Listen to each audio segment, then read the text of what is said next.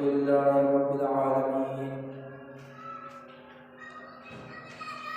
والعاقبة للمتقين والصلاة والسلام على أفضل الأنبياء والمرسلين أما بعد فأعوذ بالله من الشيطان الرجيم بسم الله الرحمن الرحيم يا أيها الذين آمنوا توبوا إلى الله توبة نصوحا آمنت بالله صدق الله العظيم قال الله تبارك وتعالى في شأن عبيده مخبرا وحاكما إن الله وملائكته يصلون على النبي يا أيها الذين آمنوا صلوا عليه وسلموا تسليما اللهم صل على سيدنا ومولانا محمد وعلى آله وأصحاب سيدنا وأزواج سيدنا وبنات سيدنا وأولاد سيدنا ومولانا محمد وبارك وسلم عليه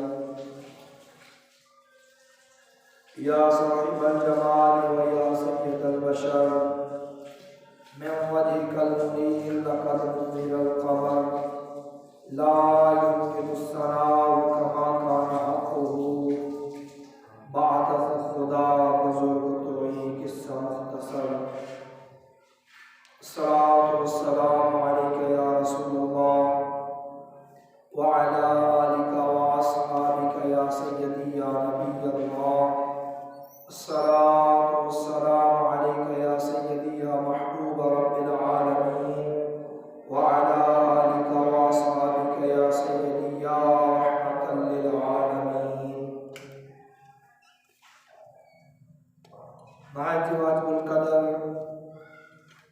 واجب الاحترام ذوی الاحتشام معزز اور محترم سامعین کرام، اللہ تبارک و تعالی کا بے پناہ شکر ہے کہ خالق کائنات نے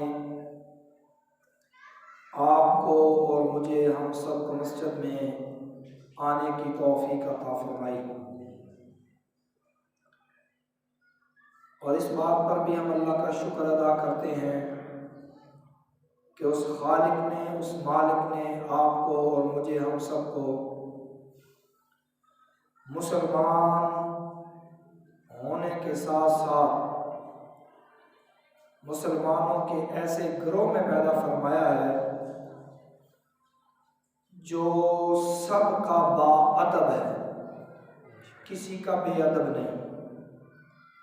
الحمدللہ ہمیں اس بات پہ ناز ہے، اس بات پہ ہمیں فخر ہے کہ اس مالک نے ہمیں اپنے محبوب کا امتی بھی بنایا ہے اور ساتھ ساتھ حضور کے ساتھ نسبت رکھنے والی ہر چیز کا ادب بھی نصیب فرمایا ہے۔ اس لیے الحمدللہ ہم سنی ادب والے لوگ ہیں اور ہر ایک سے محبت کرنے والے ہیں۔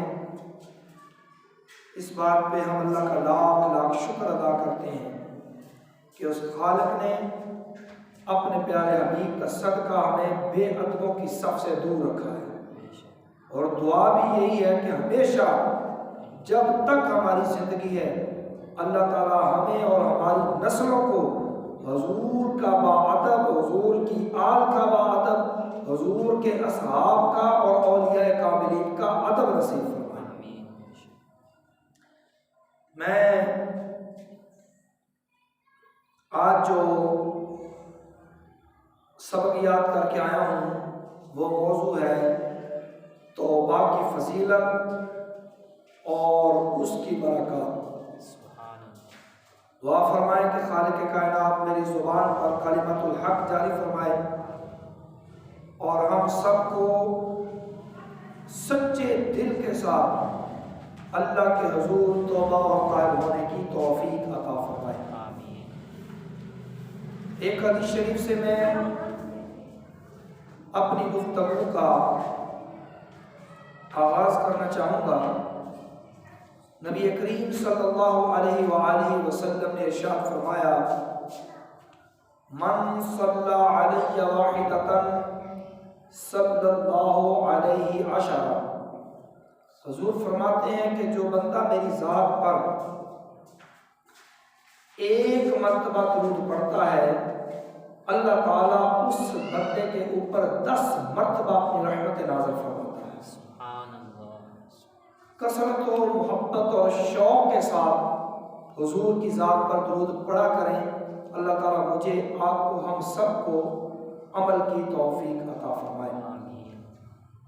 سامعین ذی احتشام، قرآن مجید فرقان حمید کی جو آیت طیبہ کا میں مختصر سا جزء آپ کے سامنے پڑھا ہے، اس کا ترجمہ مفہوماً سماعت فرمائیں۔ خالق کائنات نے ارشاد فرمایا، یا ایھا الذین آمنوا توبوا الی اللہ، اے ایمان والو اللہ کی بارگاہ میں توبہ کرو۔ اور آگے فرمایا، یا ایھا الذین آمنوا توبوا الی اللہ توبۃ نصوحا، فرمایا ایسی توبہ کرو جو تمہارے لیے آگے نصیحت بن جائے۔ مطلب کیا ہے؟ مطلب یہ ہے، اللہ کہنا یہ چاہتا ہے، اے ایمان والو جب تم توبہ کر لو، فرمایا تو وہ توبہ ایسی ہو کہ تم پلٹ کر پھر کبھی گناہوں کی طرف نہ آؤ۔ سچی توبہ کرو جس کے بعد پھر تم کبھی گناہ کی طرف نہ لوٹ سکو، بلکہ جو بھی زندگی گزارو وہ نیکیوں والی زندگی گزارو، اچھی زندگی گزارو، جیسے اللہ اور اللہ کے رسول نے کہا ہے ویسی زندگی گزارو۔ یہ ہے اس آیت طیبہ کا مفہوم جو میں نے آپ کے سامنے تلاوت کیا۔ دیکھیں، بندہ گناہ کرتا ہے، بے شمار گناہ کرتا ہے، ان گناہوں کی نحوست بندے کے اوپر آ جاتی ہے، ان گناہوں کی جو چادر ہے وہ بندے کے اوپر آ جاتی ہے۔ میں یہاں ایک بات کر دوں، حضور غوث اعظم فرماتے ہیں کہ جب بندہ کوئی گناہ کرتا ہے اس کے دل کے اوپر ایک سیاہ دھبا لگ جاتا ہے، سیاہ دھبا اس کے دل کے اوپر لگ جاتا ہے، اور جب اس کے دل کے اوپر سیاہ دھبا لگ جاتا ہے، فرمایا جب وہ گناہ پر گناہ کرتا رہتا ہے یہاں تک کہ وہ دھبا جو ہے وہ پھیلتا چلا جاتا ہے اور وہ دھبا اس کے پورے دل پہ چھا جاتا ہے، فرمایا اگر اللہ اس بندے کو توبہ کی توفیق دے دے، جب وہ بندہ اللہ کی بارگاہ میں توبہ کرتا ہے، روتا ہے، فرمایا اس کی آنکھوں سے نکلنے والے آنسو بظاہر تو وہ زمین پہ گر رہے ہوتے ہیں، فرمایا اللہ ان آنسوؤں کے صدقے اس بندے کے دل کو دھو دیتا ہے، سبحان اللہ، اس کے دل کو ستھرا کر دیا جاتا ہے۔ تو دیکھیں ہم کتنے گناہ کرتے ہیں، گناہوں کی ناپاکی، گناہوں کی نحوست ہمارے اوپر آ جاتی ہے، فرمایا اللہ نے اس حال میں بندے کے لیے ایک دروازہ رکھا ہے اور وہ دروازہ ہے توبہ کا۔ فرمایا جب بندہ سچے دل سے اپنے رب کی بارگاہ میں توبہ کرتا ہے، اللہ تعالیٰ اس بندے کو گناہوں کی نحوست سے دور کر کے اپنے کرم کی چادر میں عطا فرما دیتا ہے۔ اللہ اس کو اپنا فضل عطا فرما دیتا ہے، اللہ اس کو اپنی رحمت کی چادر میں لے لیتا ہے جب بندہ سچے دل سے توبہ کرتا ہے۔ اور یہ بھی سن لیں سچی توبہ کسے کہتے ہیں؟ حضرت عمر فاروق رضی اللہ تعالی عنہ فرماتے ہیں، فرمایا لوگوں سچی توبہ یہ ہے کہ بندہ جب اپنے رب کی بارگاہ میں توبہ کرتا ہے، استغفار کرتا ہے، روتا ہے، گناہوں سے گڑگڑاتا ہے، یا اللہ مجھے معاف کر دے، فرمایا جب بندہ سچی توبہ کر لے، اور سچی توبہ ہے کیا؟ فرمایا جس طرح مچھ کے تھنوں سے دودھ کو نکال لیا جائے، کسی جانور کے تھنوں سے دودھ کو نکال لیا جائے، فرمایا جیسے دودھ دوبارہ واپس اس جانور کے تھنوں میں نہیں جا سکتا، توبہ کر لے پھر گناہ کی طرف نہ جائے. یہ ہے سچی توبہ. اسے کہتے ہیں سچی توبہ. سچی توبہ کا مطلب یہ ہے بندے نے جب توبہ کر لی تو گناہوں سے ایسے بچے کہ جیسے اس نے گناہ کیا ہی نہیں.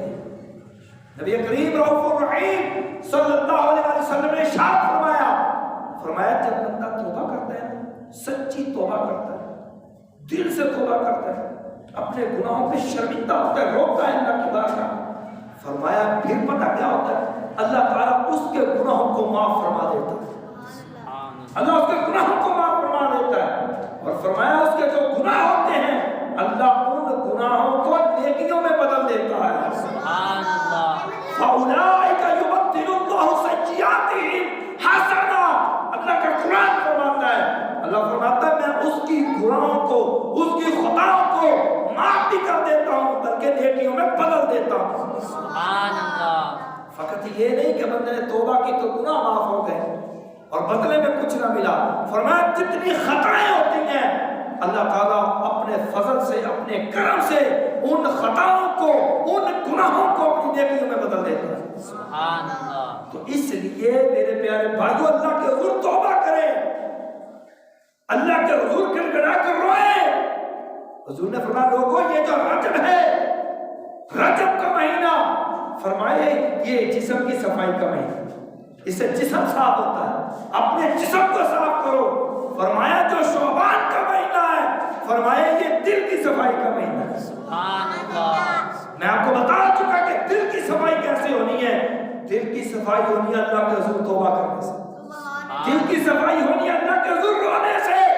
اگر ہمارے جسم کے اوپر گناہوں نے ڈیرا لگا دیا ہے تو یہ شعبان کا مہینہ وہ ہے جو ہمارے دل کو بھی دل کے ساتھ کو بھی گناہوں کے ساتھ آلود دل کو اگر دھونا ہے تو شعبان کا مہینے میں رو رو کے دھو. اللہ کے حضور رو کے اللہ کے حضور توبہ کر کے اپنے گناہوں سے شرمندہ ہو کے اپنے گناہوں کی معافی مانگو. وہ مالک اس قدر کریم ہے. شرجیل بھائی توجہ میرا مالک کس قدر کریم ہے. حدیث سناتا ہوں میں آپ کو. نبی کریم رؤوف الرحیم صلی اللہ علیہ وسلم کی خدمت میں ایک شخص آیا. اس نے نا چادر لپیٹ لی ہوئی خود کے اوپر چادر لی ہوئی تھی. حضور کے پاس آیا کہنے لگا یا رسول اللہ صلی اللہ علیہ وسلم میں جنگل سے گزر رہا تھا وہاں سے ایک جھاڑی کے پاس ہے جب میں گزرا تو اس جھاڑی میں سے میں نے چڑیا کے بچوں کی نا رونے کی آواز کو سنا تو میں نے اس چڑیا کے بچوں کو اٹھا لیا. تھوڑی دیر چلا تو اس چڑیوں کے بچوں کی جو ماں تھی وہ میرے سر پہ منڈلانے لگی میرے سر پہ آ گئی. میں نے بچوں کو نیچے رکھا اس کی ماں نے بچوں کو اپنی آغوش میں لیا اپنے پروں میں لیا تو میں نے اس کی ماں سمیت اس کے بچوں کو اٹھا لیا. حضور نے کہا کہاں ہے؟ اس نے اپنی چادر ہٹائی چڑیا کے بچوں کو اس کی ماں کو سامنے رکھا تو جب اس نے دیکھا چادر سے ہٹا کر وہ چڑیا نے سارے بچوں کو اپنے پروں میں لیا ہوا تھا اور تعجب کر رہا تھا حیران ہو رہا تھا. میرے کریم علیہ السلام نے فرمایا تو اس بات پہ حیران ہو رہا ہے کہ ان چوزوں کی ماں اپنے بچوں سے کس قدر محبت کرتی ہے. فرمایا اللہ کی عزت کی قسم ہے جس نے مجھے برحق نبی بنا کے بھیجا ہے. فرمایا یہ چوزوں کی ماں اپنے بچوں سے اتنی محبت نہیں کرتی جتنا میرا رب اپنے بندوں سے محبت کرتا. سبحان اللہ. فرمایا سنو اس کی ماں اپنے بچوں سے اس قدر محبت نہیں کر سکتی. فرمایا جس قدر رب اپنے بندوں سے محبت فرماتا ہے میرا رب اس سے بھی بڑھ کر اپنے بندوں سے محبت فرماتا ہے. اس سے بھی کئی گنا بڑھ کر میرا رب اپنے بندوں کی توبہ کو بھی قبول فرماتا ہے. ایک چڑیا وہ اپنے بچوں سے کس قدر محبت کرتی تھی دعوت تو کرے نا. روایات میں ہے اللہ تعالیٰ اپنے بندوں سے ایک جو ماں اپنے بچے سے محبت کرتی ہے کس قدر محبت کرتی ہے اس کا اندازہ آپ خود لگا سکتے ہیں کہ خود تو وہ گیلی جگہ پہ سو جاتی ہے لیکن اپنے بچوں کو سوکھی جگہ پہ سلاتی ہے. خود تو ماں بھوکی رہ جاتی ہے اپنے بچوں کو کھلاتی ہے. خود تو ساری رات جاگتی ہے اپنے بچوں کو سلاتی ہے. لیکن فرمایا لوگوں سنو ہمارا رب تو وہ ہے جو والا میرا رب اس قدر اپنے بندوں سے محبت فرماتا ہے اور ہمیں بھی یہی کرے او میرے بندوں اللہ بھی یہی فرماتا ہے اور لوگوں گناہوں کی زندگی کو چھوڑو اپنے آپ کو اپنے مالک کے غلام بناؤ اپنے آپ کو اپنے مالک کے بناؤ جیسے تمہارا رب تم سے چاہتا ہے ویسے زندگی گزارو نیکیوں والی زندگی گزارو نیک بن جاؤ برائیوں سے توبہ کرو ایک شخص آ گیا مولا مرتضی شیر خدا دماد مصطفیٰ زوج زہرا تاجدار حقا مراد کل کفا حیدر کرار حسنین کے بابا حضرت علی شیر خدا آواز اونچی چاہیے حضرت علی کی خدمت میں ایک شخص آیا آپ کے کہنے لگا مولا علی یا امیر المومنین یہ بتائیں کہ اللہ کی رحمت فقط نیکوکاروں کے لیے ہے یا اللہ کی رحمت میں گناہگار کا بھی حصہ ہے کیا پوچھ رہا ہے کہ اللہ کی رحمت صرف نیکوں کے لیے ہے جو نیک پاک صاحب متقی پرہیزگار ہیں اللہ کی رحمت فقط ان کے لیے ہے یا جو گناہگار ہیں ان کے لیے بھی اللہ کی رحمت میں حصہ ہے اب سنیے مولا علی کا جواب حضرت علی فرماتے ہیں ایسا کرو 2 برتن لے کے آؤ 2 برتن لاؤ ایک برتن اچھا ہو پاک ہو صاف ہو ستھرا ہو اور ایک برتن گندا ہو غلاظت والا ہو فرمایا ان دونوں برتنوں کو لاؤ اور لا کر بارش میں رکھ دو بارش میں رکھ دو سمجھا ٹھیک ہے یا حضرت علی رکھ دیتے ہیں فرمایا اب میں تم سے پوچھتا ہوں یہ جو 2 برتن میں بارش میں رکھے ہیں کیا بارش کا پانی صرف پاک اور صاف برتن میں آئے گا یا دونوں برتنوں میں آئے گا وہ بندہ کہنے لگا یا امیر المومنین پانی تو دونوں برتنوں میں آئے گا چاہے وہ پاک ہو یا صاف ہو اس میں بھی آئے گا جو گندا ہے اس میں بھی آئے گا تو مولا علی نے فرمایا سنو اللہ کی قسم ہے رب کی رحمت بھی نیکوکاروں کے لیے بھی ہے گناہگاروں کے لیے بھی آپ کی بات نہیں ہے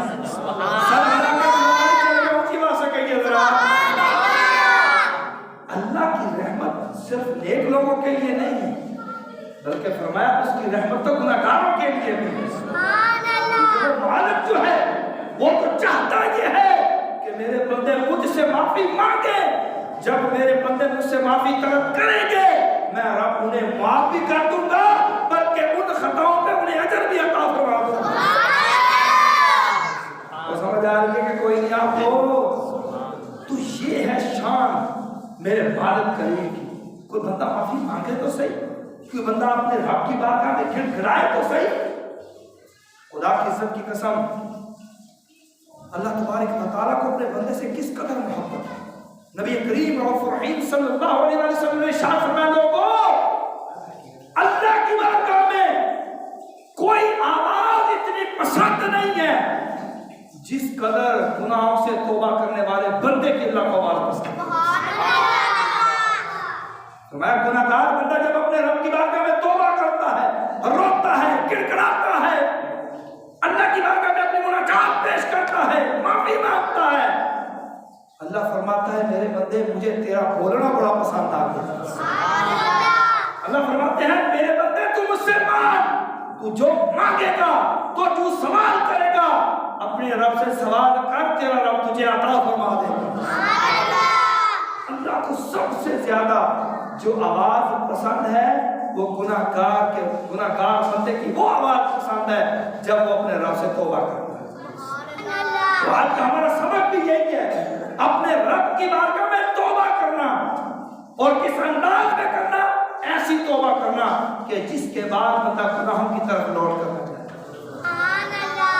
حضرت عبداللہ بن عباس کی روایت ہے یہ نہیں کہ آج ابھی توبہ کی ہے 1 گھنٹے کے بعد پھر دوبارہ وہی گناہ کر رہا ہے بندہ ایسی توبہ نہیں حضرت عبداللہ بن عباس فرماتے ہیں کچھ لوگ جب دنیا سے جائیں گے وہ سمجھیں گے ہم نے توبہ کی ہے ہم گناہوں سے پاک ہیں صاف ہیں ہمارے سے میں گناہ ہی کوئی ہم نے توبہ کر لی لیکن فرمایا جب قیامت والے دن ان کو اٹھایا جائے گا تو وہی گناہ جن سے انہوں نے توبہ کی ہوگی فرمایا ان کے نام اعمال میں ہوگی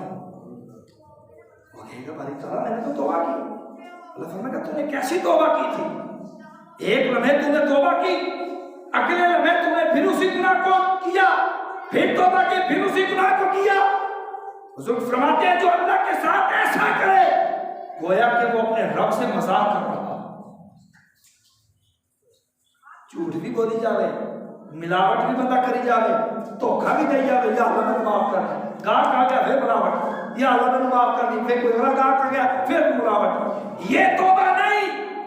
توبہ یہ ہے کہ جب بندہ اپنے رب کو حاکم مانے، اپنے رب کو مالک مانے، اپنے رب کو قادر مانے، فرمایا پھر جب وہ اپنے رب کو سب کچھ مان کر سچے دل سے توبہ کرنے گا، پھر دوبارہ اس گناہ کی طرف نہ جائے گا. فرمایا وہ بندہ توبہ کرنے والا ایسا ہوتا ہے جیسے زندگی میں کبھی اس نے دوبارہ گناہ کیا ہی نہیں ہے. اللہ اس کے گناہ کو ایسا مٹا دیتا ہے، اس کو گناہوں سے ایسا ستھرا کر دیتا ہے. ہمارا کیا حال؟ ایک لمحہ توبہ کی، اگلے لمحے پھر گناہ کر لیا. یہ توبہ نہیں ہے، یہ توبہ نہیں ہے. توبہ یہ ہے کہ جب بندہ سچے دل سے توبہ کرے، فرمایا جب وہ دوبارہ وہ گناہ نہیں کرتا، اللہ اس کو ایسے اس گناہ سے پاک اور صاف کر دیتا ہے جیسے اس نے وہ گناہ کبھی کیا ہی نہیں ہوتا. تو یہ شعبان کا مہینہ ہے، شب برات آنے والی ہے، اور اس رات میں ہر بندے کی بخشش کی جاتی ہے. ان لوگوں کی جو شراب کے عادی ہیں ان کی بخشش نہیں ہوگی، جو ماں باپ کو ستانے والے ہیں ان کی بخشش نہیں ہوگی، جو رشتہ داروں سے تعلق توڑنے والے ہیں ان کی بخشش نہیں ہوگی، جو زنا کرنے والے ہیں ان کی بخشش نہیں ہوگی، جو جادو ٹونا کروانے والے ہیں ان کی بخشش نہیں ہوگی. او میرے بھائی، یہ وہ آنے والی رات ہے جس رات میں اللہ ہر بندے کو بخش دیتا ہے ماں سوائے ان لوگوں کے. تو جب ہر بندے کو اللہ نے بخشنا ہے تو کیوں نہ ہم بھی توبہ کریں اور اس رجسٹر میں نام لکھوائیں جس میں توبہ کرنے والوں کا نام لکھا جاتا ہے. اگر ماں باپ کو ستایا ہے تو معافی مانگو، اگر شراب کی آتی ہے تو توبہ کرو، اگر نعوذ باللہ زنا جیسی لعنت میں ہو تو اس سے پہلے کہ موت آ جائے ابھی اپنی رب کی بارگاہ میں جھک جاؤ، اپنے سر کو جھکاؤ اپنے رب کی بارگاہ میں. حدیث شریف ہے، نبی کریم صلی اللہ علیہ وسلم فرماتے ہیں شیطان نے کہا رب کو، جو جی بھائی، شیطان نے کہا مولا میں تیرے بندوں کو گمراہ کروں گا، میں تیرے بندوں سے گناہ کرواؤں گا، میں تیرے بندوں کو تیری راستے سے ہٹاؤں گا. جب شیطان نے یہ بات کی نا، اللہ تعالیٰ نے کہا اپنی رحمت سے جواب دیا. اس نے مالک الانتصار نے کہا او شیطان تو میرے بندوں کو میرے راستے سے ہٹائے گا، ان کو گناہوں کی طرف لائے گا، پر سن لے میرا بندہ جب سچے دل سے توبہ کرے گا، اپنے گناہوں سے معافی مانگے گا، خود خدا فرماتا ہے میں اپنے بندے کے سارے گناہوں کو معاف فرما دوں گا. شیطان کیا کہتا ہے کہ میں تیرے بندوں کو تیرے راستے سے ہٹاؤں گا، میں ان کو برکھلاؤں گا، ان سے گناہ کبیرہ کرواؤں گا. اور اگلی بات سنیں، شیطان نے کہا تھا مولا مجھے مہلت دے، قیامت تک کے لیے مجھے زندگی دے تاکہ میں تیرے بندوں کو تیرے راستے سے ہٹاؤں. یہاں ایک لطیف نکتہ ہے کہ اللہ کرے آپ سمجھ جائیں. میں نے کہا شیطان کون ہے؟ اگر اللہ کا دشمن ہے. میں نے کہا جو اللہ کا دشمن ہو مالک اسے تو قیامت تک کے لیے زندگی دے سکتا ہے، جو رب کا یار حبیب خدا ہے رب نے اس مصطفیٰ کو کیسی زندگی دی ہو. یہاں شان اولیاء کا بھی ایک نکتہ سن لیں. شیطان کون ہے؟ اللہ کا دشمن. کون ہے؟ اللہ کا دشمن. اگر رب اپنے دشمنوں کو قیامت تک کے لیے زندگی دے سکتا ہے، شیطان جہاں چاہے آ بھی سکتا ہے، جا بھی سکتا ہے. میں نے کہا اگر یہ شیطان کی زندگی کا عالم ہے تو بتا میرے داتا لاہوری کی زندگی کا عالم کیا ہوگا؟ تو بتا میرے خواجہ کی زندگی کا عالم کیا ہوگا؟ تو بتا خواجہ معین الدین چشتی الویلی کی زندگی کا عالم کیا ہوگا؟ اگر مالک اپنے دشمنوں کو یہ طاقت دے سکتا ہے تو اپنے یارانوں کو نہیں طاقت دے سکتا. شیطان نے کہا تھا مولا میں تیرے بندوں کو برگلاؤں گا، انہیں اپنے جال میں پھنساؤں گا، ان سے گناہ کروں اس نے کہا میں آگے سے بھی آؤں گا، پیچھے سے بھی آؤں گا، سامنے سے بھی آؤں گا، دائیں بائیں آگے پیچھے چاروں سمت سے آؤں گا۔ اللہ نے شیطان کو دو راستے بڑھا دیے، ایک اوپر والا اور ایک نیچے والا۔ اس نے کہا میں 4 سمت سے آؤں گا، آگے پیچھے دائیں بائیں، ادھر سے آ کے تیرے بندے پہ حملہ کروں گا، ان کو گناہ کی طرف لاؤں گا۔ میرے مالک نے فرمایا تو اپنا ٹیل لگا لی، ہم اپنی رحمت کو آزمائیں۔ سبحان اللہ۔ ہوا کیا؟ شیطان ہر طرف سے بندے پہ حملہ کرتا ہے، آگے سے، پیچھے سے، دائیں سے، بائیں سے۔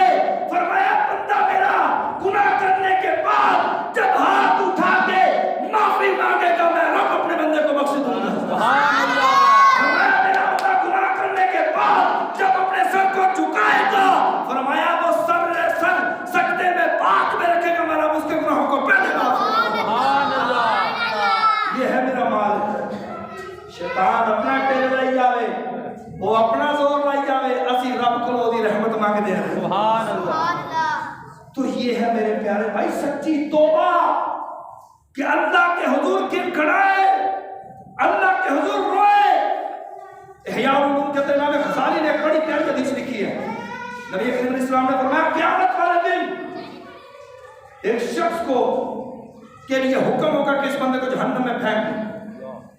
اس بندے کو فرشتے گھسیٹ کر جہنم کی طرف لے کے جا رہے ہیں، گھسیٹ کر۔ اچانک کیا ہوگا؟ اللہ کا ایک مقرر فرشتہ اس کے ہاتھ میں پانی کا ایک پیالہ ہوگا، پانی کا پیالہ ہوگا جس میں چند قطرے پانی کے ہوں گے۔ وہ جب آئے گا نا اس بندے کے سامنے، فرشتہ کہے گا تو رک جا، وہ بندہ رک جائے گا جو ساروں قطار ہوگا، اس کو روک لیا جائے گا، وہ بندہ رکے گا، وہ فرشتہ اس پیالے میں جو پانی کے چند قطرے ہوں گے ان کو جہنم کی آگ پر پھینکے گا۔ ادھر سے پانی کا قطرہ جہنم کی آگ میں گرے گا، آگ ساری ٹھنڈی ہو جائے گی، آگ ساری بجھ جائے گی۔ اب حکم ہوگا اس بندے کو جہنم کی طرف نہیں بلکہ جنت کی طرف لے جاؤ۔ آپ کی آواز کمزور آئی۔ حکم ہوگا اس کو جنت کی طرف لے جاؤ۔ جو بندہ پہلے رو رہا تھا اب وہ مسکرانے لگے، اب اس کے چہرے پہ خوشی ہوگی، وہ ہنسے گا، مسکرائے گا، آنسوؤں کو پوچھے گا۔ پھر فرشتوں سے پوچھے گا مجھے بتاؤ میرے تو اعمال ایسے تھے کہ میں نے جہنم میں جانا تھا، یہ پانی کون سا تھا؟ یہ پانی کے چند قطرے، ان میں طاقت ایسی کیسی تھی کہ ساری جہنم کی آگ ٹھنڈی ہو گئی؟ فرشتے فرمائیں گے یہ وہ پانی ہے جو دنیا میں جب تم نے گناہ کیا پھر اپنے رب کی بارگاہ میں تو رویا اور وہ جو آنسو تیری آنکھوں سے نکلے تھے، اللہ نے فرمایا کہ ان آنسوؤں کو ضائع نہیں کرنا، قیامت والے دن یہ آنسو میرے بندے کی بخشش کا ذریعہ بن جائے گا۔ یہ وہ آنسو ہے، تیری آنکھ سے نکلا ہوا وہ پانی ہے۔ فرمایا جب تو دنیا میں اپنے رب کے خوف سے روتا تھا، آج اللہ نے تیرے ان آنسوؤں کے صدقے جو خوف خدا میں نکلے تھے، جو اس کی بارگاہ میں توبہ کرتے ہوئے نکلے تھے، ان آنسوؤں کا صدقہ اللہ نے تیرے لیے جہنم کو حرام کر کے جنت دے دی۔ سبحان اللہ۔ تو میرے پیارے بھائیوں، شب بارات آنے والی ہے، ہر بندے کی بخشش، ہر بندے کی توبہ قبول ہوتی ہے۔ اگر ماں باپ کو ستایا ہے تو سچے دل سے توبہ، اگر بہن بھائیوں کو ستایا ہے تو سچے دل سے توبہ کرو، اگر نعوذ باللہ من ذالک کوئی شراب کا آتی ہے تو سچے دل سے توبہ کرو، اس سے پہلے کہ یہ رات گزر جائے، اس سے پہلے کہ ہماری زندگی کی شام پڑ جائے، اپنے رب کے حضور معاف کرو، اپنے رب کے حضور گڑ گڑا کرو۔ او میرے پیارے بھائی، میں پہلے بھی حدیث سنائی ہے، اللہ کو اپنے بندے کی کوئی آواز اتنی پسند نہیں جتنی توبہ کرنے والے بندے کی آواز پسند۔ تو توبہ کریں، اپنے رب کے حضور معافی طلب کریں، اپنے گناہوں سے حضرت غوث اعظم فرماتے ہیں کہ جو گناہ کرنے کے بعد شرمندگی ہوتی نا کہ یار اس سے گناہ ہو گیا، نہیں ہونا چاہیے تھا، فرمایا یہ بھی توبہ ہے۔ آج تو بندے اکڑ جاتے ہیں، آج تو بندے فخر محسوس کرتے ہیں، آج تو گناہ کر کے بتایا جاتا ہے، آج تو گناہ کر کے اس کا اظہار کیا جاتا ہے، آج تو فلمیں بنائی جاتی ہیں، آج تو ٹک ٹاک بنائی جاتی ہیں، آج تو گانے شوٹ کیے جاتے ہیں۔ اور میرے بھائی توبہ کر، اس سے پہلے کہ تیری زندگی کی شام ہو جائے، یہ سانسوں کی لڑی ٹوٹ جائے، اپنے رب کی بارگاہ میں جھک۔ اپنے رب کی بارگاہ میں توبہ کر، سچے دل سے معافی مانگ۔ فرمایا تو سچے دل سے اپنے رب کی بارگاہ میں توبہ کرتا ہے، وہ گناہوں سے ایسے ستھرا ہو جاتا ہے جیسے زندگی میں اس نے گناہ کیے۔ سبحان اللہ۔ میرا وقت ختم ہو گیا۔ حضرت عمر فاروق کا زمانہ تھا، ایک نوجوان کا شراب کا کارخانہ، شراب بناتا بھی تھا، پیتا بھی تھا، بیچتا بھی تھا۔ شراب کے نشے میں دودھ شراب بھی ہوئی ہے اور کسی کے لیے شراب لے کے جا رہا تھا، شراب کی بوتل کو بغل میں چھپایا ہوا تھا، گلی سے گزر رہا ہے، سامنے دیکھا عمر فاروق آ گئے۔ سبحان اللہ۔ حدیث سنا رہا ہوں، کب نہیں سنا رہا ہوں۔ سامنے حضرت عمر فاروق آئے، ڈر گیا، کہنے لگا باری تعالیٰ مجھے معاف کر دے، میں تیرے حضور توبہ کرتا ہوں، آج کے بعد نہ شراب پیوں گا، نہ بیچوں گا، نہ بناؤں گا، آج میری توبہ کر لے، میں عمر کے درے نہیں کھا سکتا، مجھے بچا لے۔ جب وہ بندہ حضرت عمر فاروق کے سامنے گیا، حضرت عمر فاروق نے پوچھا کہاں سے آ رہے ہو؟ کہاں سے آ رہا ہوں؟ یہ بغل میں کیا ہے؟ ڈر گیا، کانپنے لگا، جسم کانپنے لگا، خوف خدا سے، عمر کے دروں سے۔ بھاگ کیا ہے؟ کہا عمر مجھے نہیں پتا۔ جب ہاتھ نکال کر دیکھا، وہ تو شراب کی بوتل تھی، وہ دودھ کی بوتل بن چکی تھی۔ سبحان اللہ۔ وہ دودھ کی بوتل بن چکی تھی۔ حیران پریشان، حضرت عمر فاروق بھی پریشان، بھی یہ کہ یہ تو شراب تھی، یہ دودھ بن گیا۔ عاطف غیبی سے آواز آئی، عمر میرے بندے نے سچے دل سے توبہ کرنی تھی، جب اس نے توبہ کی ہم نے اس کے گناہوں پہ پردہ ڈال دیا۔ سبحان اللہ۔ تو جو بندہ توبہ کر لیتا ہے، اپنے رب کی بارگاہ میں گڑگڑاتا ہے، اللہ اس کے گناہوں پہ اپنی رحمت کی چادر ڈال دیتا۔ سبحان اللہ۔ تو شب برات آنے والی ہے، ماں باپ کو راضی کریں، ماں باپ سے محبت کریں، ان کا خیال رکھیں۔ شراب کھا دی ہے تو سچے دل سے توبہ کریں۔ اگر کوئی زنا کی لعنت میں ہے، سچے دل سے توبہ کریں، اس سے پہلے کہ یہ رات گزر جائے۔ کیا میں امید کروں انشاءاللہ ہم توبہ کریں گے؟